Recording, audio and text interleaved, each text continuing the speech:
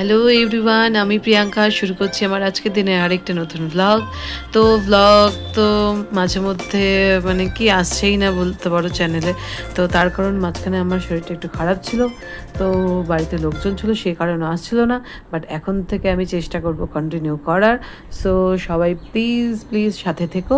তো চলো আজকের ব্লগটা এখান থেকেই শুরু করা যাক। এখন ঘড়িতে বাজে ওই সকাল 11:30 মতন। তো এখন আমরা বেরোচ্ছি তোমার নৈহাটির উদ্দেশ্যে। আর নৈহাটি যাচ্ছি তার একটা বিশেষ কারণ, যেটা আমরা অনেক দিন ধরেই ভাবছি যাব যাব, তো যাওয়া হচ্ছিল না। তো আজকে সবাই যেহেতু এসছে, তো সবাই বলছিল যাবে।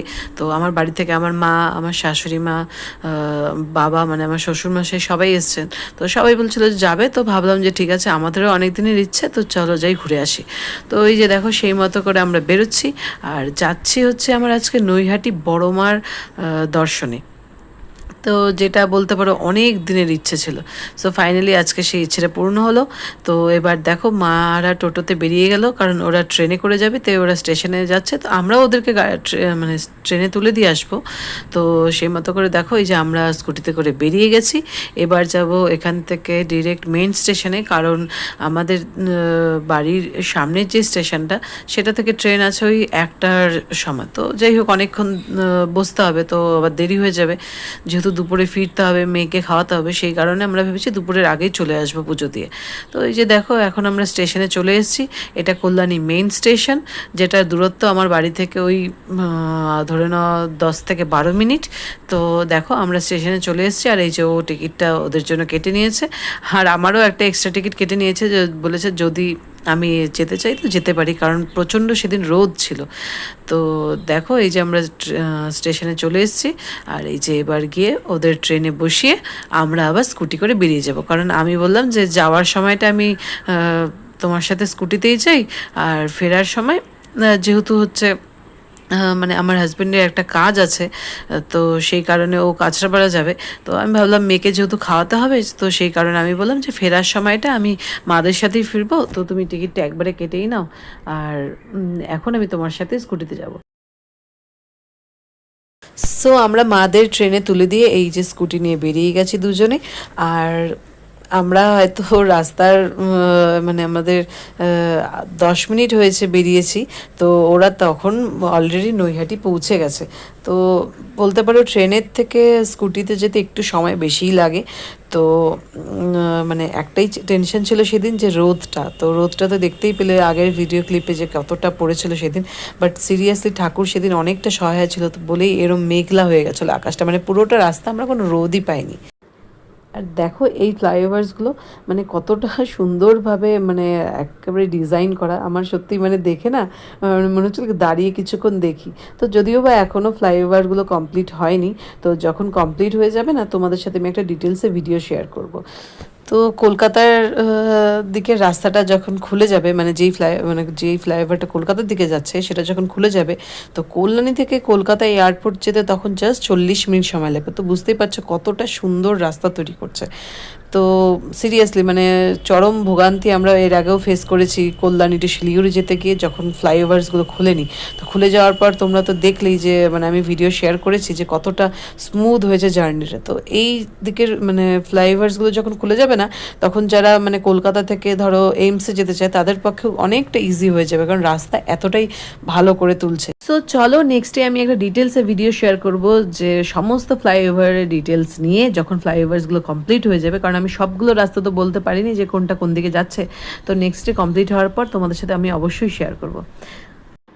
সো ফাইনালি আমরা নৈহাটি পৌঁছে গেছি, আর একদম ঠিক বড়মার মন্দিরের সামনে দাঁড়িয়ে আছি। মানে এই মোমেন্টটা জাস্ট কত দিনের অপেক্ষার পর যে পেলাম তোমাদের বলে বোঝাতে পারবো না। কারণ হয় না যে ঠাকুর না ডাকলে, আমরা জানি শুনে এসেছি যে ঠাকুর না ডাকলে তুমি অত সহজে ঠাকুরের কাছে যেতে পারবে না বা ঠাকুরের দর্শন করতে পারবে না। তো যাই হোক এবার হয়তো ঠাকুর আমাকে ডেকেছে, তো সেই কারণেই যেতে পেরেছি।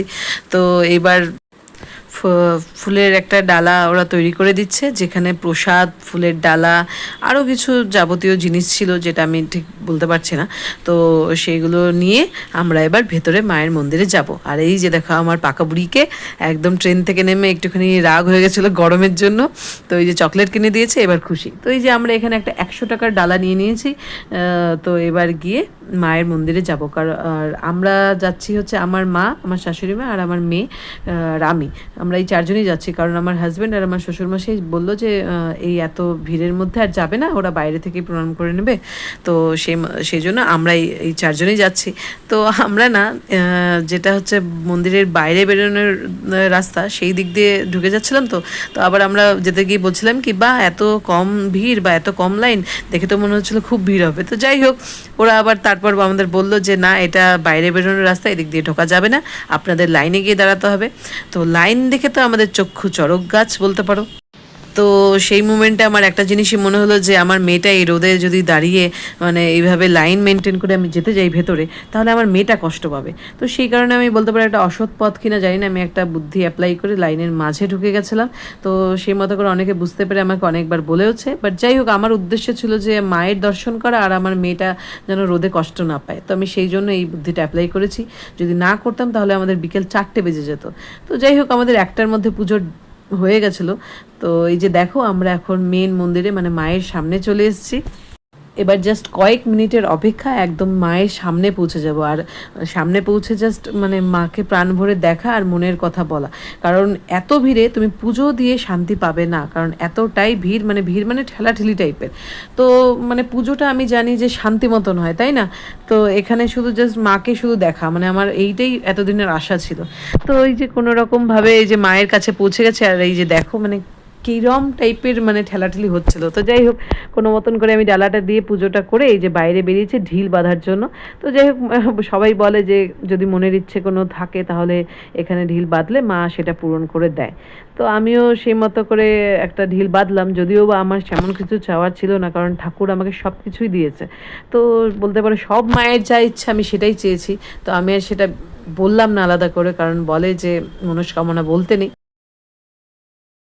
সো আমাদের পুজোর ডান, এবার যাচ্ছি আমরা স্টেশনের উদ্দেশ্যে। এখন ঘুরিতে বাজে ওই 1টার মতন। তো আমরা বাড়ি থেকে বেরিয়েছিলাম 11:30। তো বুঝতেই পারছো যে কতটা তাড়াতাড়ি আমাদের মানে পুজো হয়ে গেছে।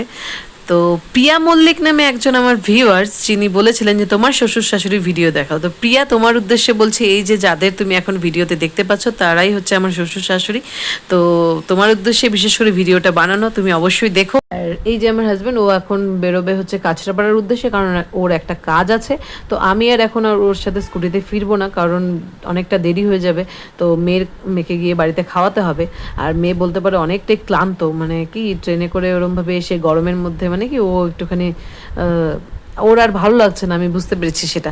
তো এই যে ফাইনালি আমরা স্টেশনের ভেতরে চলে এসেছি। আর ট্রেনটা না সেদিন একটুখানি লেট ছিল, ওই 20 মিনিটের মতন লেট ছিল। তো যাই হোক, আমরা 20 মিনিট এভাবে স্টেশনে দাঁড়িয়েছিলাম, তার মধ্যে আবার বৃষ্টিও চলে এসেছিলো।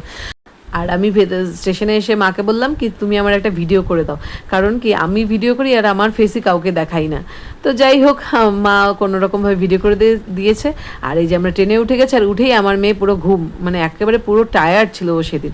তো চলো গাইজ, ভিডিওটা আজকে এখানে এন্ড করছি। তো ভিডিওটা ভালো লাগলে please do like, comment, share and subscribe my channel. দেখা হচ্ছে আবার অন্য কোনো ভিডিওতে। সবাই খুব ভালো থেকো, সুস্থ থেকো, টাটা, বাই।